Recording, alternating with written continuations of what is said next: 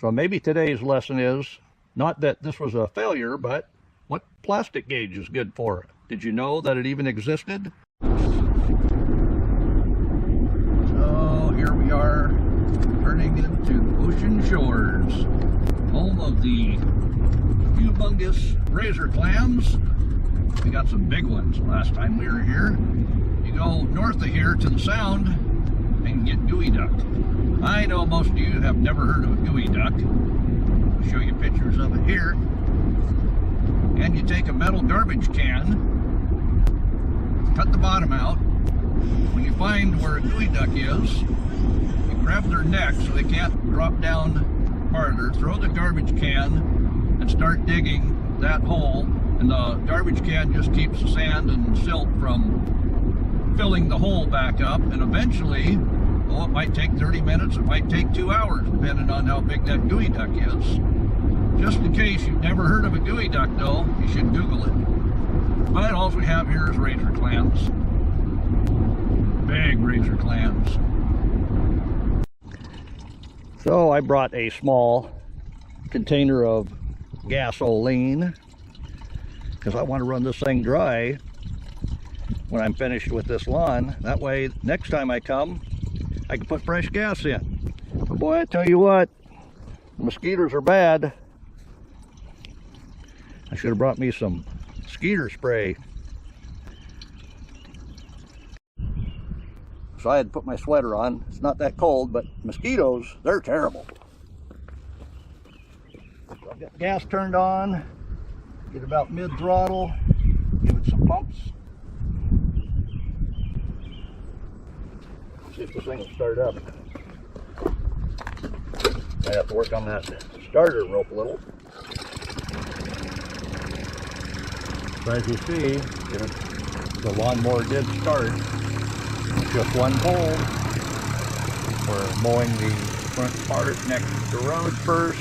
You see the white line there, that's to line up the trailer tires. Keep the trailer tires on the inside of that limestone. That way I know I'm not heading for the ditch.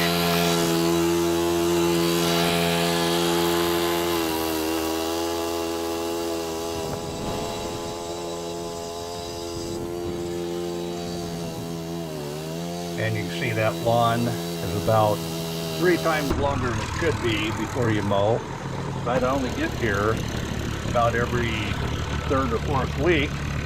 So the lawnmower that we put together is going to have to deal with the taller grass. But by the sounds of it, after about a half hour running, that knocked us back. So we're going to have to pull that thing apart again, just to see what we have inside. And I'll show you in this video. But first we got to, one more time, empty that bag. I can only make one pass before we empty that bag. That's why it took an hour to mow this fairly small lot.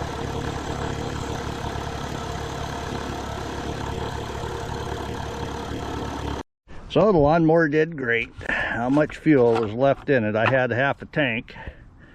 Yeah,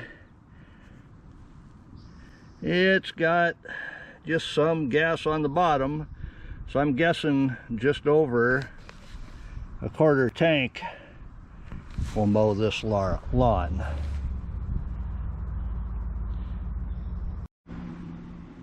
So I'm filming this in the afternoon because I've got good sun. You can see I'm draining the oil one more time. We're going to take this apart. I won't bore you with doing all that, but we're going to see after running this for an hour how well that bearing from the beer can held up, or maybe it didn't, and maybe it's just bits and pieces in the oil. So stay tuned, we'll find out. So once again, we take the oil pan off, and we're going to check to see what that crank looks like. Uh-oh. Already, I'm finding bits and pieces. That's not a good sign. Well, if you're one of them to put the thumbs down, on my last video on how I took care of that. Looks like you're the winner because that thump is back. But failure is not an option if you live on Mars. You just have to keep trying. That goes for you if you live up in the hills too, too far away from town. You'll be making a trip every other time something goes wrong. So you can see here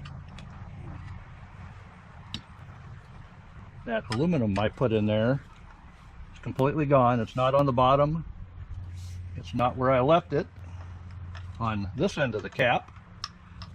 So I'm thinking we're gonna have to wrap that all the way around. I'm looking at this, and it did look like it cleaned up all the scratches in there as it rolled around. So we're gonna make a bearing that will fit completely around that connecting rod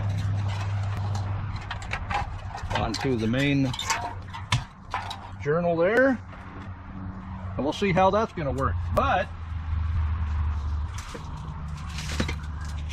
we need plastic gauge. You don't know what plastic gauge is. They didn't teach that in school then, but many of you professionals knows what plastic gauge is. I got to show you in this video. So probably right now I have less than 0.006, and this plastic gauge will go up to 0.002. Obviously 002 is less clearance than 006. So we're going to try to get closer to 002 using the orange plastic gauge. And AutoZone happens to be the only store in my town that actually carries it. And it was $6.28 for both of these. And I will personally show you how this works.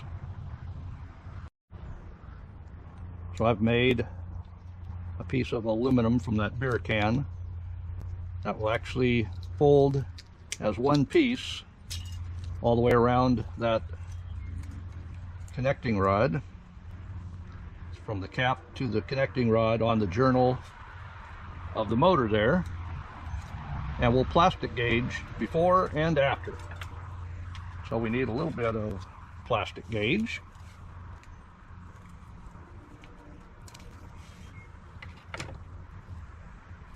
Open that up.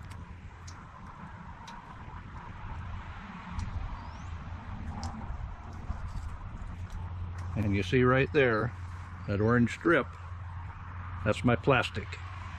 And that, as it's squeezed in place, will give you a measurement by how much it squeezes out, how much clearance there is. And like I say, we're trying for 2. We're trying for 2. This isn't on this gauge. We're trying for 2.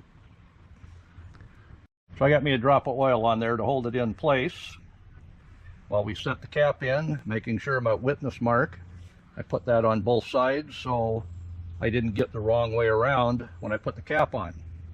Does it make a difference? Oh yes, it does. We'll go ahead and put the screws in. I'll be right back with you when I take this apart. So I've got it tightened up there. We're not moving the crank at all. All we want is the measurement of the clearance.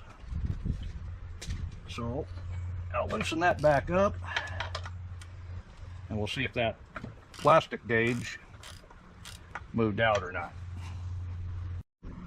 So you can see the plastic gauge right there on the crank, and using our gauge it looks like 0.006, and that's at the wrong end of scale, but it does show how far out we are from where we want to be.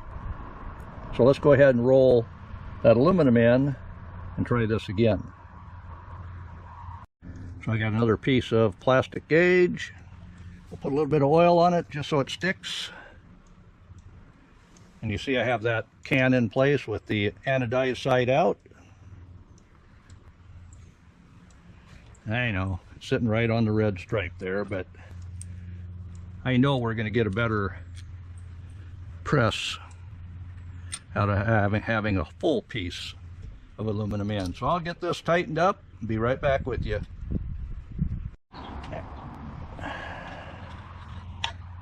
All right, we got it torqued in.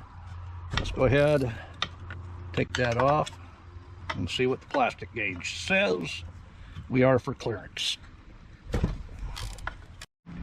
So can you see it? I'll get you in here a little closer. You see the spread on that plastic?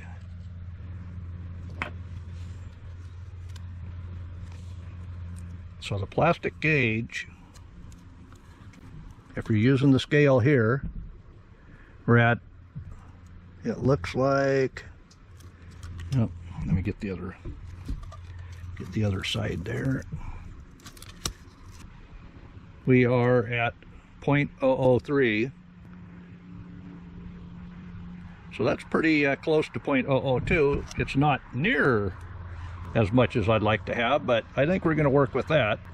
And having that rolled around may end up staying inside there. I was worried about that other one, and sure enough, in that hour that I ran it, I'm not sure how long it stayed inside. So in review, we've used our plastic gauge to tighten up that gap. We know now rolling that aluminum all the way around is probably a better idea than just putting it on the end cap, because it came apart, and I think most of it is in the oil here. So we'll get this good and cleaned out. But what do you think? Thumbs up, thumbs down that our new bearing works. So maybe today's lesson is not that this was a failure, but what plastic gauge is good for. Did you know that it even existed? So I want you to give me a thumbs up or a thumbs down and comment. What do you think putting a piece of aluminum, that beer can, all the way around? The plastic gauge says I took up more gap. So let me know in the comments. Like I say, thumbs up, thumbs down, that this will actually work for another hour without all the bits and pieces ending up in the bottom of the oil pan. So there's no more bump.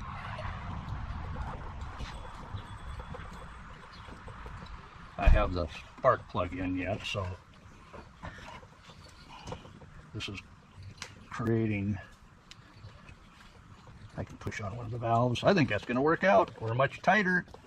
We'll see how that starts up, but you'll have to wait till the next video.